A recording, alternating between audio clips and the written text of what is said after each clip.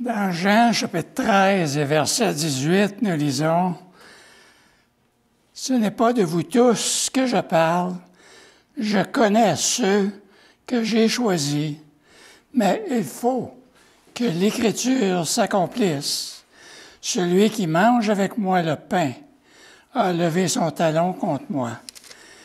Dès à présent, je vous le dis, avant que les choses arrivent, afin que lorsqu'elle arrivera, vous croyez à ce que je suis.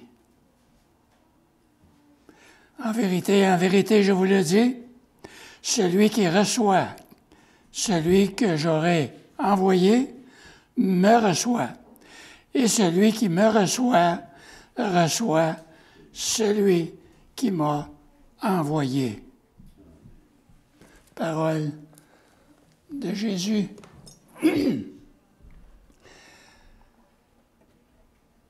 Dans Matthieu 26, nous lisons ce passage que le Fils de l'homme s'en va selon ce qui est écrit de lui. Mais malheur à l'homme par qui le Fils de l'homme est livré. Mieux vaudrait pour cet homme qu'il ne soit pas né. Judas, qui le livrait, prit la parole et dit, « Est-ce moi, Rabbi? » Et Jésus lui répondit, « Tu l'as dit. » Jugement. Est-ce qu'on bénit votre prière? Père éternel, merci pour ta parole. Merci pour ces avertissements, cet enseignement, ces bénédictions que tu nous partages dans ta parole et comment que nous devons être prêts lorsque tu reviendras pour prendre ton Église avec toi. On se courbe devant toi une fois de plus ce matin pour implorer ta sagesse lorsque nous regardons ta parole ce matin. Qui sommes-nous? Qui suis-je pour expliquer ta parole, Père? Sans ton esprit, sans toi, nous ne pouvons rien. Merci, Père, que c'est toi qui as placé cette parole dans nos mains. Et Seigneur, mon cœur ce matin, c'est que je puisse être trouvé digne de toi, de partager cette parole que tu as pour nous.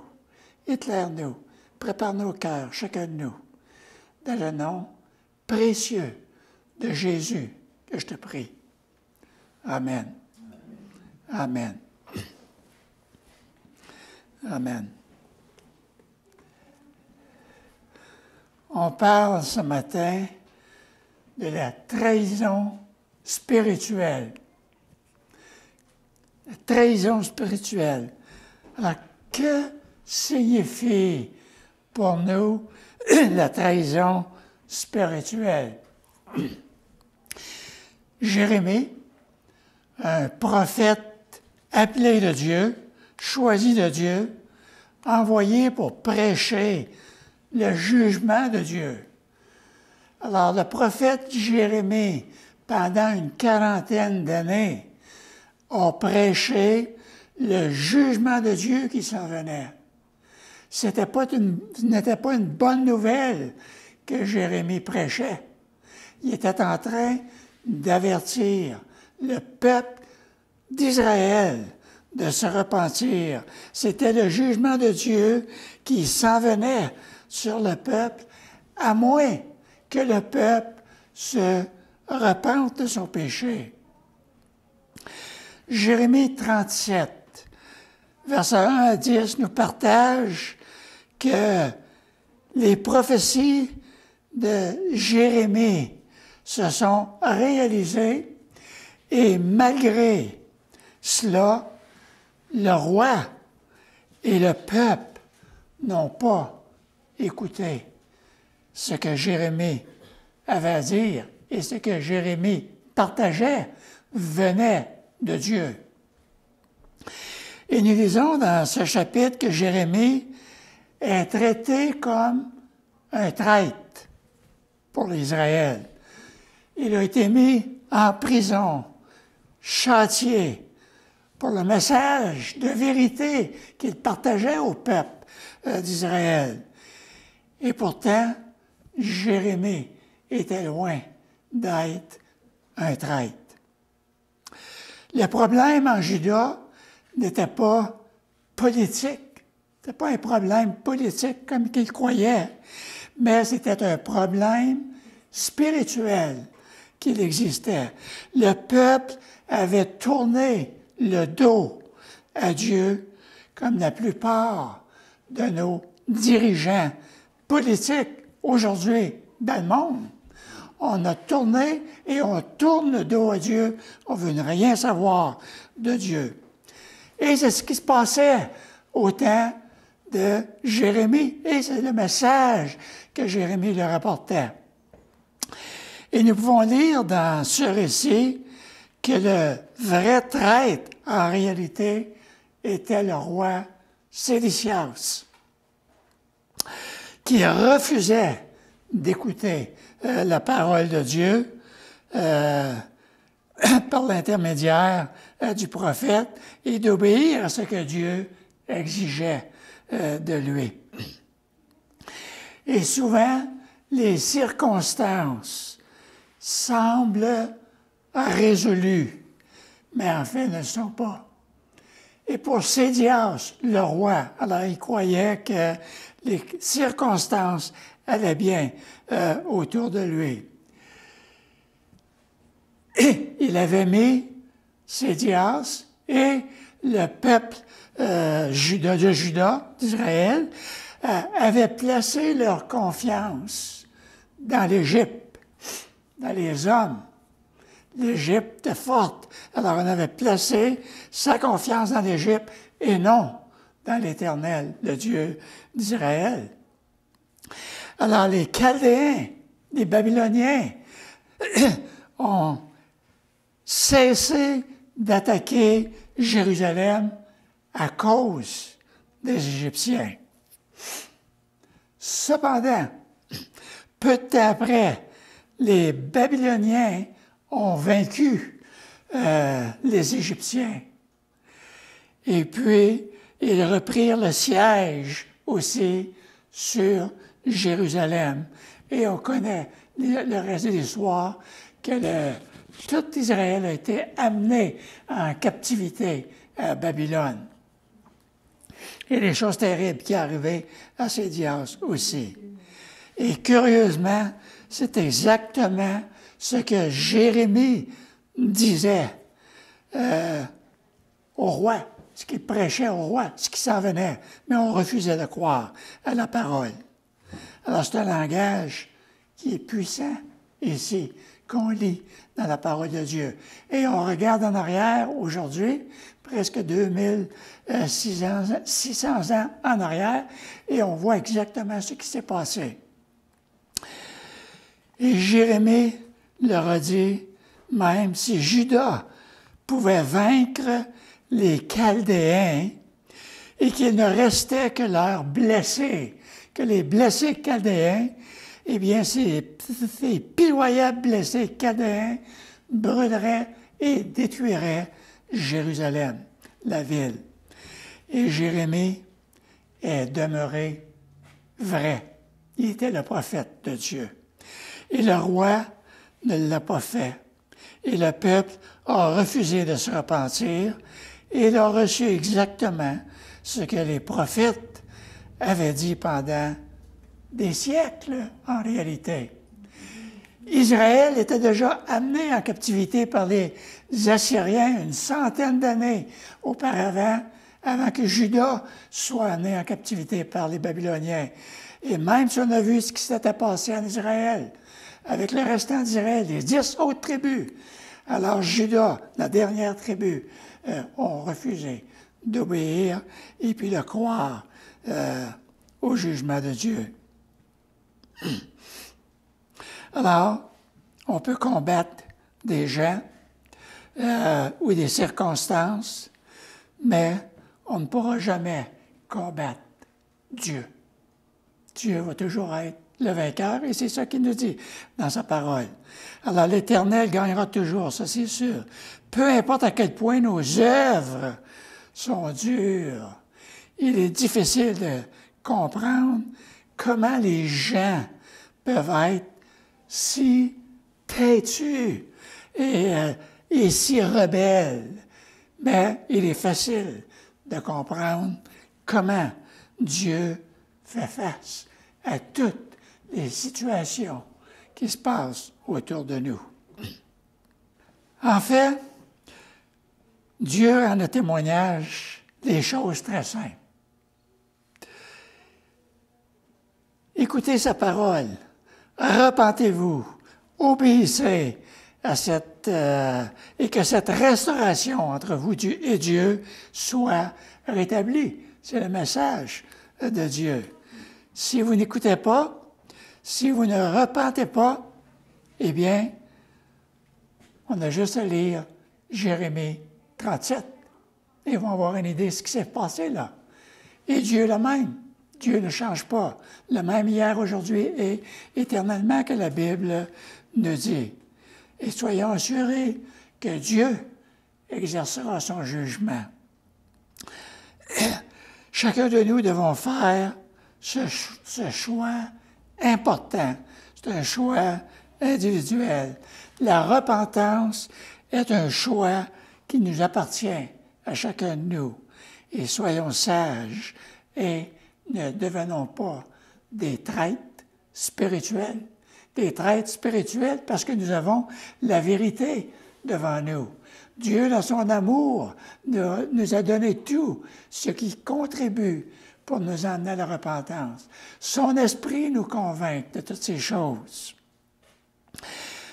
Dans l'Évangile de Jean, au chapitre 13, où ce que nous sommes rendus ce matin, c'est ce que nous voyons. L'amour de Dieu, du Père céleste, est donné par le sacrifice de son Fils bien-aimé sur la croix pour nous. Et comme la Bible nous le dit, car Dieu a tant aimé le monde qu'il a donné son Fils unique, afin que quiconque croit en lui ne périsse point, mais ait la vie éternelle. Message percutant pour chacun de nous. C'est l'amour de Dieu, à quel point que Dieu nous aime. Et Dieu ne nous a jamais appelés à la repentance avant de nous démontrer son amour. Dieu nous a démontré son amour. Dieu a donné son Fils unique sur la croix pour nous. Et puis on va voir que Dieu prouve son amour envers nous. Est-ce que lorsque nous étions encore des pécheurs, Christ est mort pour nous.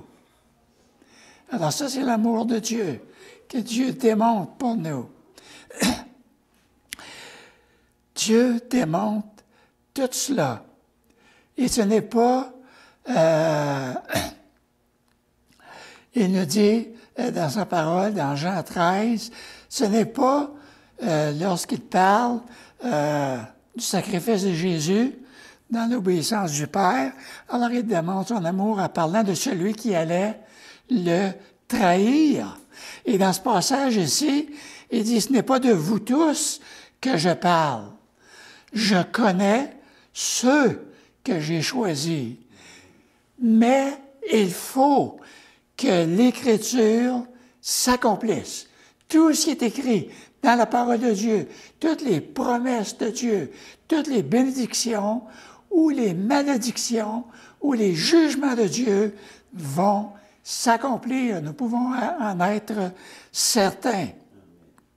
Et Jésus-Christ dit, celui qui mange avec moi le pain a levé son talon contre moi.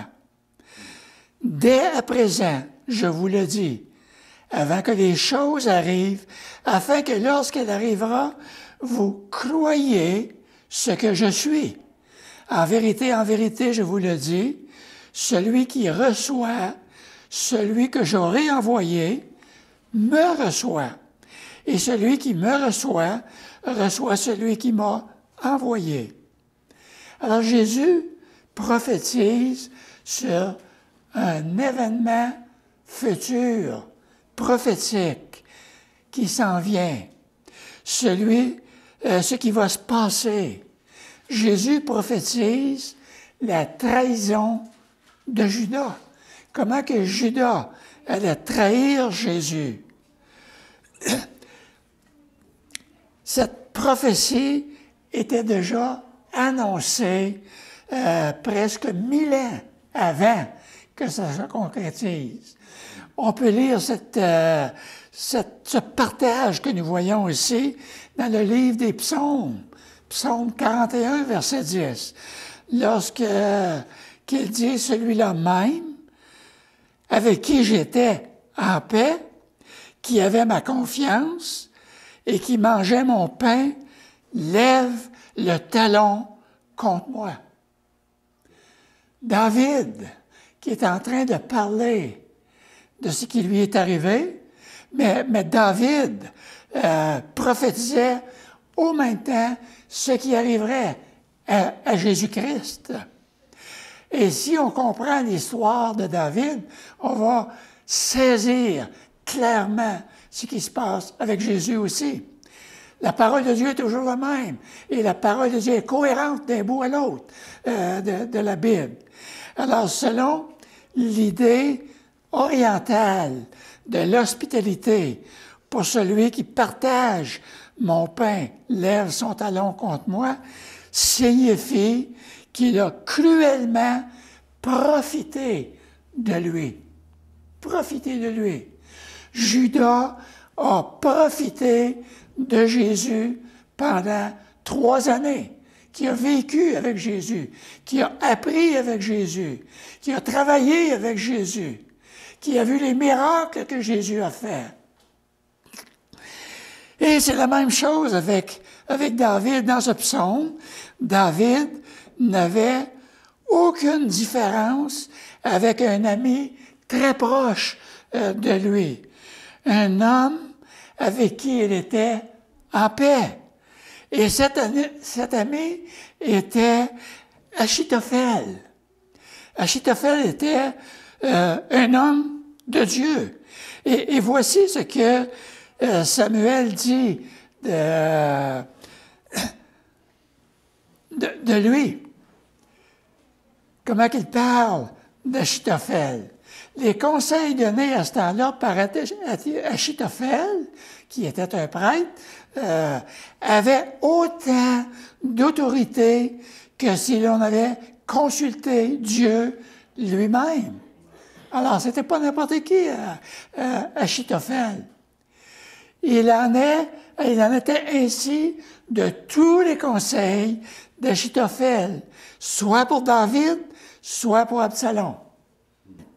David avait confiance à Achitophel. Achitophel était celui avec qui il était devenu un ami confidentiel et qui pouvait consulter et sur qui il pouvait compter dans les temps difficiles. Après la prise de Jérusalem, parce que David a vécu un temps difficile avec un de ses fils, Absalom. Absalom qui voulait prendre le trône de son père, qui était prêt à se débarrasser de son père. Et lorsqu'il a gagné Jérusalem, Absalom, le premier conseil d'Achitophel qu'Achitophel a donné à Absalom fut de coucher avec toutes les concubines de son père d'une manière publique, pas en secret, mais publiquement, afin de devenir odieux à David.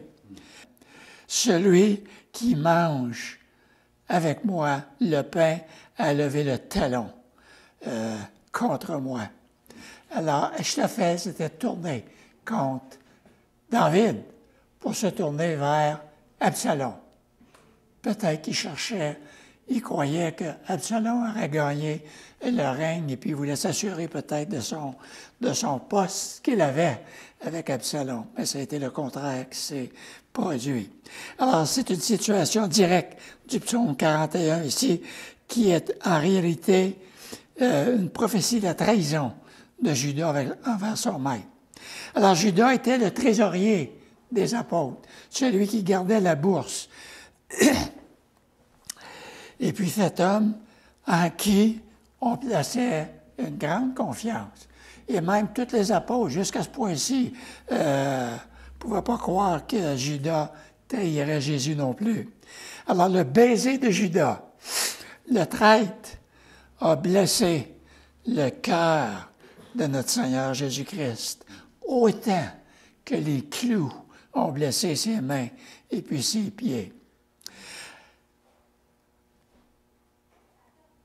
Alors ce baiser de Judas était un signe d'une grande trahison de son maître.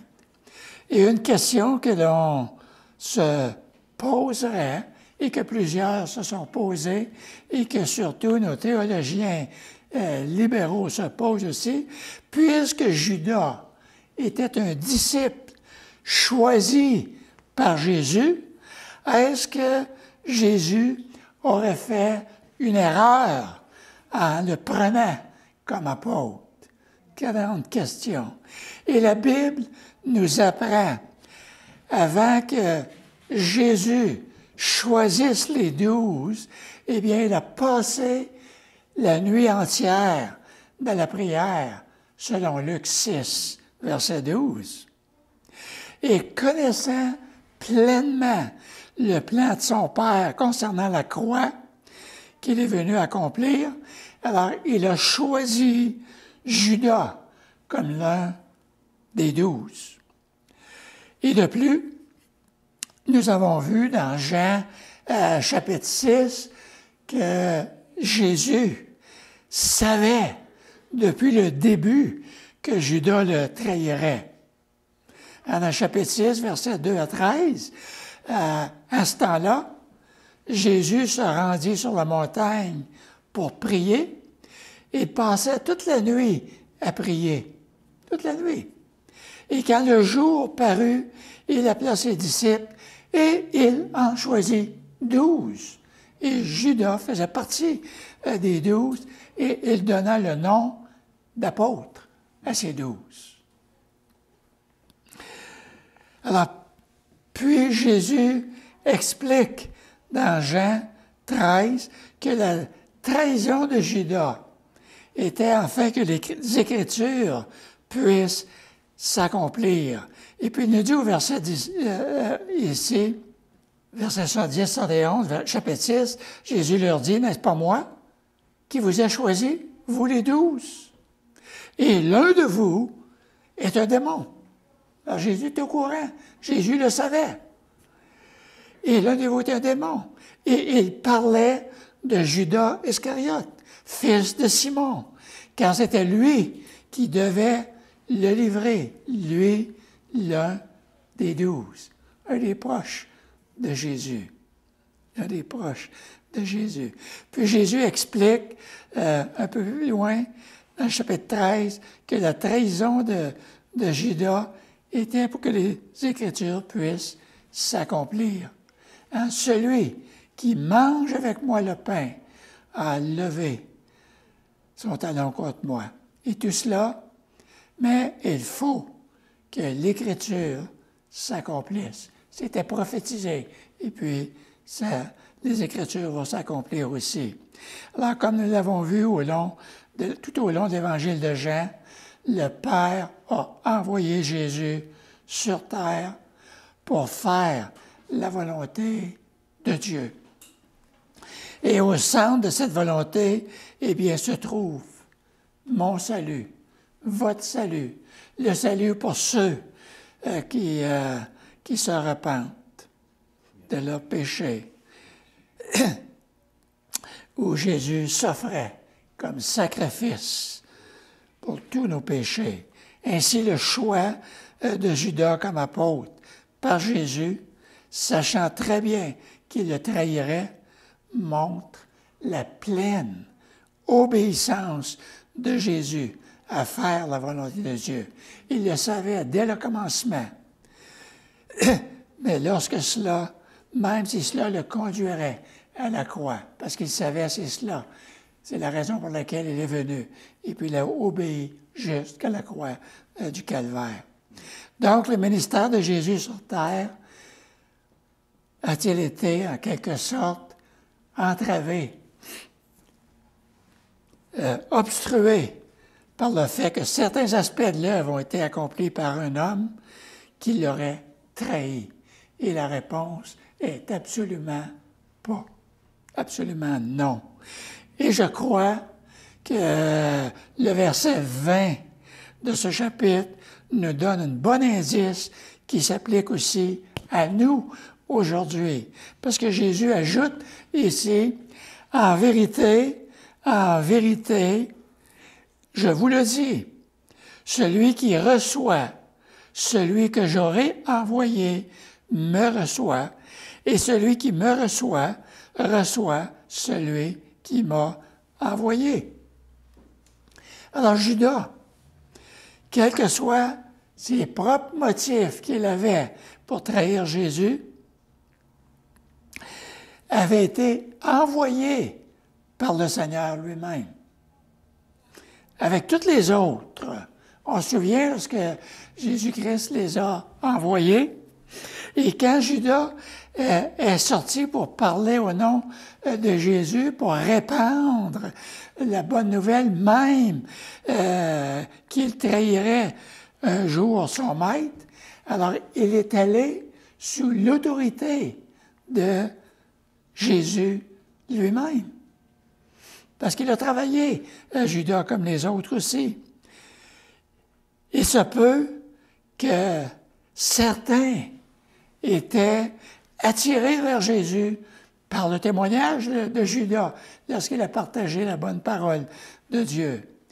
Mais leur venue n'était nullement invalidée par le fait que Judas était un traître, même si Judas était un traître. Et on sait que Dieu peut utiliser n'importe quelle personne pour attirer les autres à lui. Je me souviens du témoignage d'une madame de Hall qui était venue au Seigneur. J'ai oublié son nom, probablement que Guy, il s'en rappelle parce qu'il était là le moment. Mais cette dame-là est venue travailler au camp des bouleaux lorsque j'étais là-bas. Elle était électricienne. Et puis la première fois qu'elle a entendu parler de l'Évangile, et puis les personnes qui ont commencé à lui parler de la Bible, c'était un témoin de Jéhovah. Et ça l'a ouvert son horizon dans l'Évangile. Et puis à quelque part, il est venu à la connaissance de l'Évangile, et puis il a trouvé que les témoins de Jéhovah étaient loin de la vérité de l'Évangile. Et puis elle a rencontré quelqu'un de l'Église de Hall, l'Église baptiste de Hall, et puis elle a grandi dans le Seigneur. Mais elle est venue au Seigneur parce qu'elle a été attirée, premièrement, par quelqu'un de ce monde qui ne connaissait pas Jésus-Christ comme sauveur personnel. Et Judas pourrait être la même chose aussi. Il a été envoyé par Jésus. Et probablement qu'il y a des personnes qui sont venues. Alors, ce que le verset nous dit ici, il dit en vérité, je vous le dis, celui qui reçoit, celui que j'ai envoyé, eh bien, me reçoit. Et celui qui me reçoit celui qui m'a envoyé. C'est-à-dire que si on reçoit Jésus, alors on reçoit Dieu qui l'a envoyé aussi. Par contre, nous voyons clairement le cœur du Seigneur Jésus en parlant de celui qui le trahira au verset 21. Ayant ainsi parlé, Jésus fut troublé à son esprit et il dit expressément, en vérité, l'un de vous me livrera. Dieu, Jésus, avait été troublé. Jésus avait souvent parlé de ses propres souffrances et de sa mort sans être troublé dans son esprit. Mais maintenant, en parlant de la trahison de Judas, son propre disciple plutôt, qui lui tourne le dos, qui le vend pour de l'argent, alors ça l'a fait mal à Jésus. Et d'ailleurs, les péchés des hommes aujourd'hui sont le chagrin de Christ. Ça touche le cœur.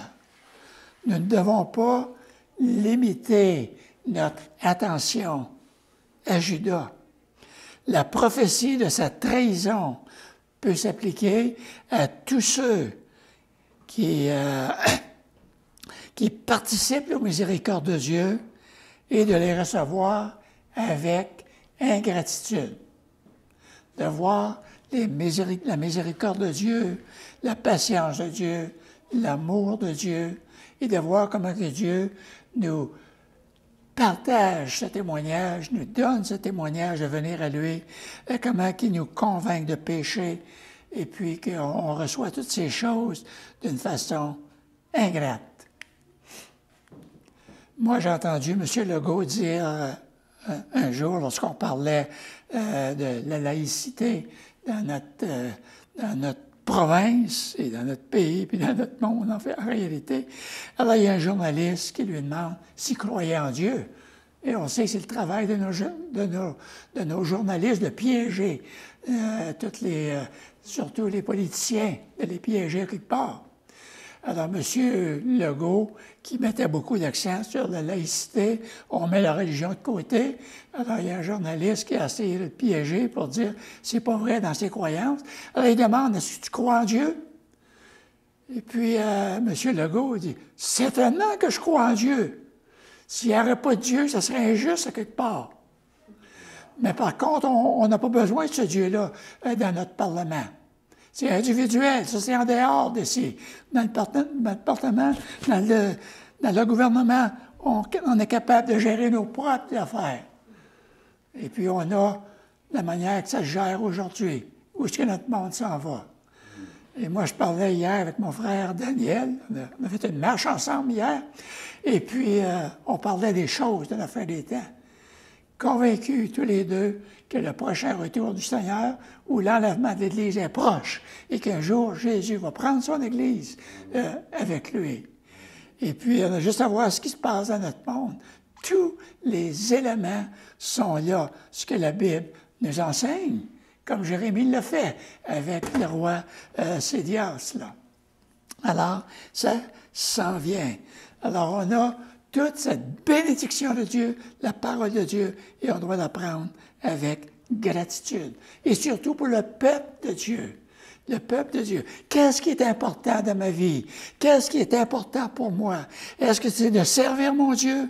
Est-ce que c'est de parler pour mon Dieu? Est-ce que c'est de vivre pour mon Dieu? Ou si c'est moi qui compte le plus? Est-ce que c'est mon apparence? Est-ce que c'est les désirs? Des choses que j'ai besoin. Est-ce que c'est réel qui a besoin d'être en premier plan? Alors ça, c'est de regarder vraiment ce que Dieu demande de nous.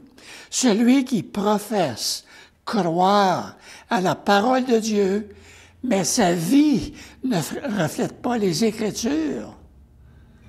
Alors, il y a une ingratitude à quelque part là qu'on a besoin de travailler. Oui, Jésus était troublé dans son esprit.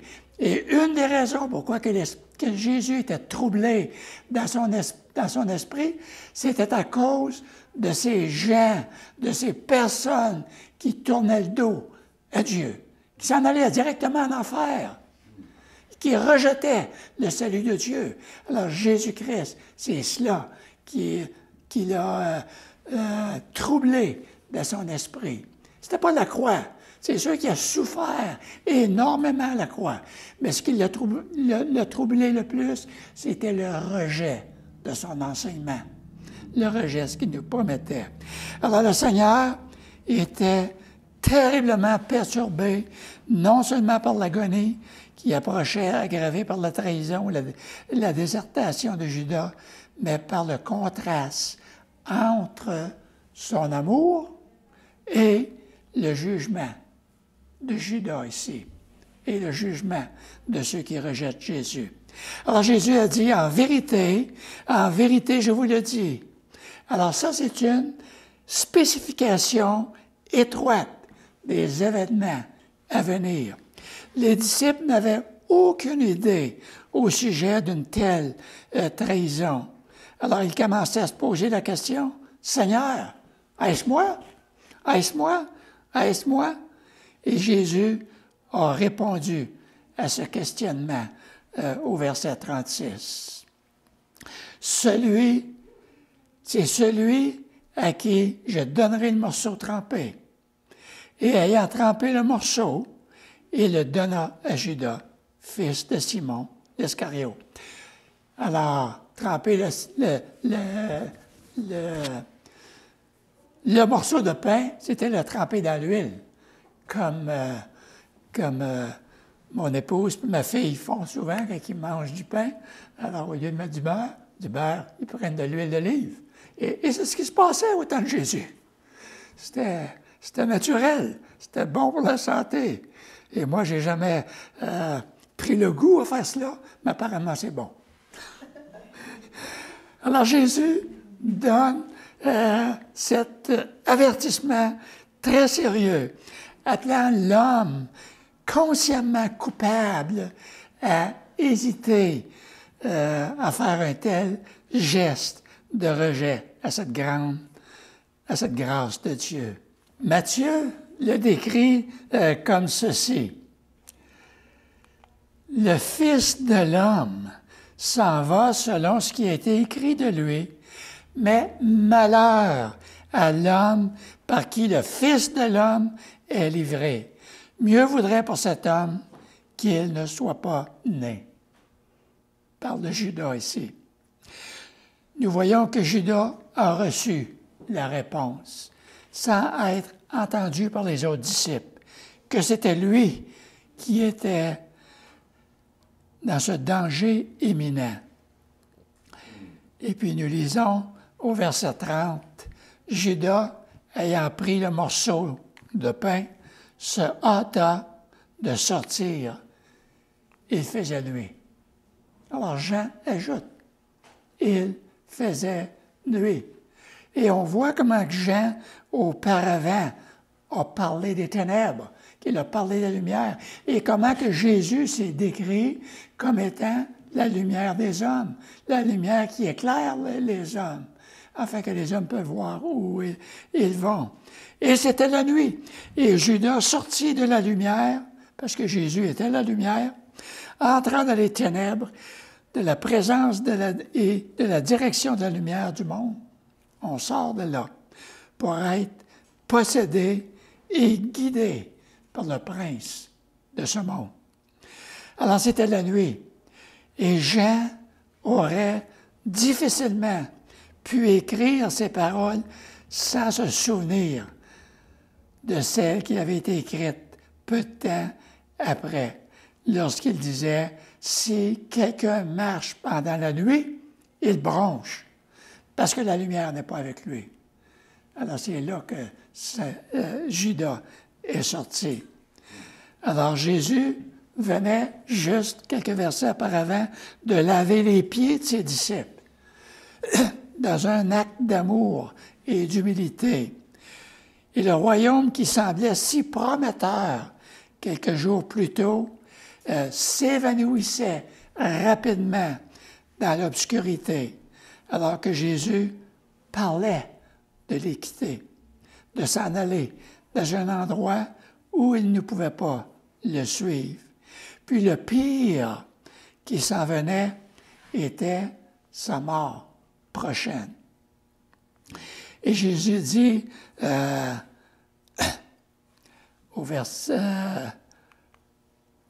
au chapitre ici, je vous donne un commandement nouveau. Aimez-vous les uns les autres comme je vous ai aimé. Vous aussi, aimez-vous les uns les autres.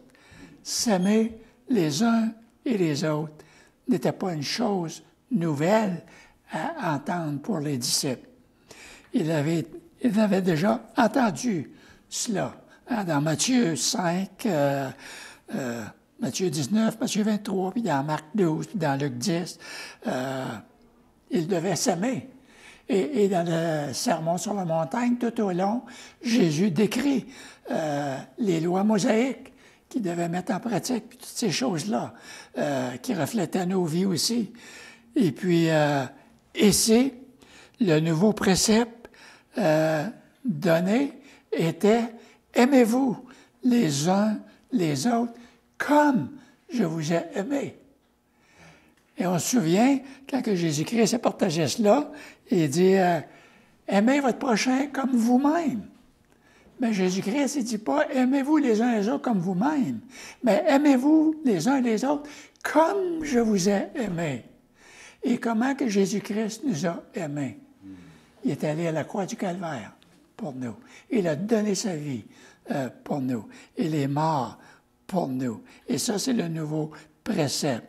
Ce serait le type d'amour sacrificiel, indulgent et confrontant, parce que ça nous confronte beaucoup. Et le commandement d'aimer n'était pas nouveau, mais il avait un nouveau motif d'aimer. Aimer notre prochain parce que Christ nous a aimés. Et Jésus avait donné l'exemple à ses disciples. Il ne s'attendait pas à ce que quelqu'un fasse quelque chose qu'il n'a pas déjà fait pour lui-même. Alors les disciples ne comprenaient pas que dans quelques jours, Christ ressusciterait d'entre les morts et ce faisant, briserait le pouvoir de la mort dans la vie de tous ceux qui croient en son nom.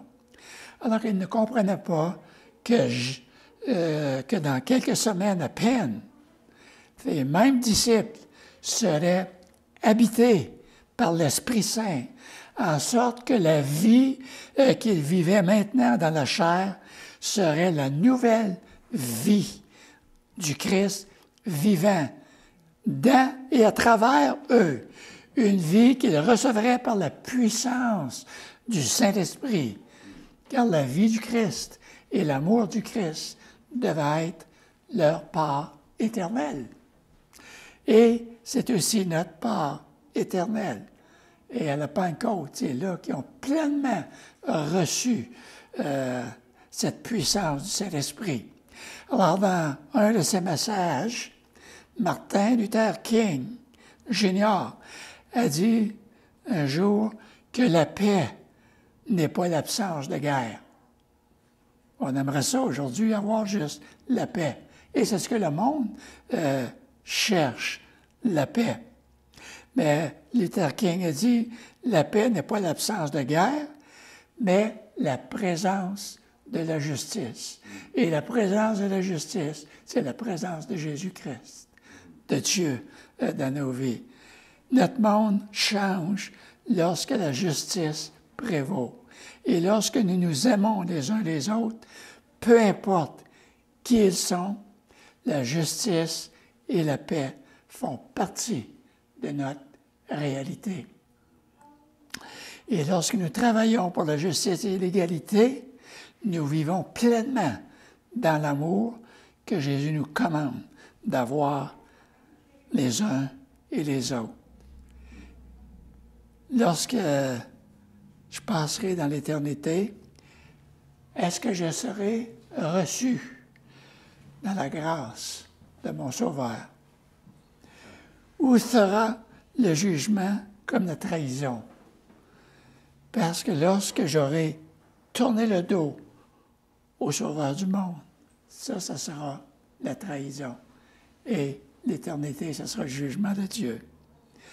La réponse appartient à chacun de nous. La réponse appartient individuellement à chaque personne. Est-ce que je tourne le dos à Dieu? Eh bien, à toi de choisir. Père du ciel, on veut te remercier pour ta parole. Merci pour ta parole qui est claire pour nous. Et Seigneur, on veut être trouvé digne de toi lorsque tu vas prendre ton Église vers toi. Dans le nom précieux de Jésus. Amen.